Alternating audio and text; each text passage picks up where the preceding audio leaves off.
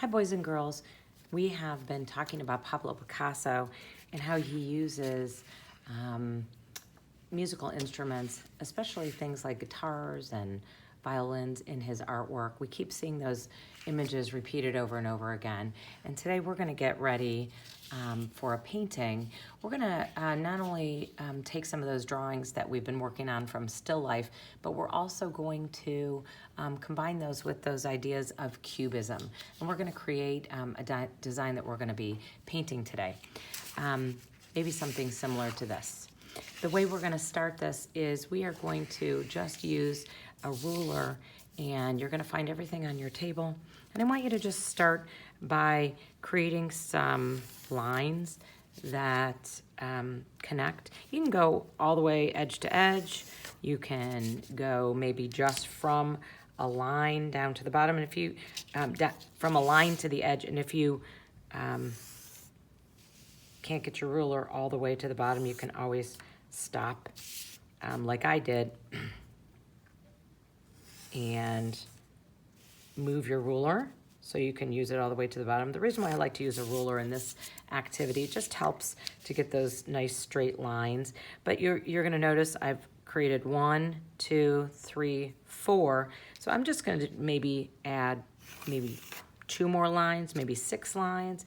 As I'm dividing my paper, I'm coming up with kind of an interesting composition of squares and rectangles and triangles and all of those shapes that we saw in Picasso's paintings. Maybe I'll add 1 more line here. Maybe I'll go with 7. We're also going to combine some of the drawings, some of those still life drawings. If you need to get your drawing out of the cupboard, out of your sketchbook, you're welcome to pull that out and look at it. If you want to just, look at the guitar or look at the still life from where you are, you're welcome to do that as well. But I want you to come up with an area that you might want to see the guitar. You can turn your paper. It can be smaller, it can be larger. On the first design, it was very large. On the second design, and I want you to notice how simple the guitar is. I didn't add a lot of detail, kept those shapes very simple. I'm also not drawing the whole thing. So let's say I want to add my guitar here. When I was drawing the guitar, I actually started with 2 crisscrossing shapes, overlapping shapes. I'm going to make it look like my guitar goes right off the page right here. Remember, I start with 2 light circles. I'm drawing so light you can barely see them. And that helps me, that helps to guide the guitar shape. Now, if it's hard for you to imagine, you've got paper on your table. Go right off the table to create that design. I think the circle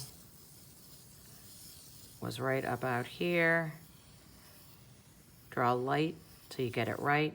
And of course, you want to go back in and erase any of those lines that you don't want to remain there on your paper. Now, as I'm drawing, and of course I would add my the neck of the guitar in here, but as you're drawing, I want you, it's a great way to use that ruler again,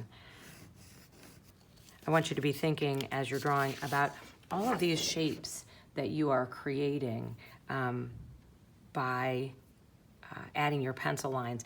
Every time I cross over another line or I add a new shape to my design, I'm dividing the paper into some new shapes. And those are going to be the shapes that you are going to paint when you're finished with your design.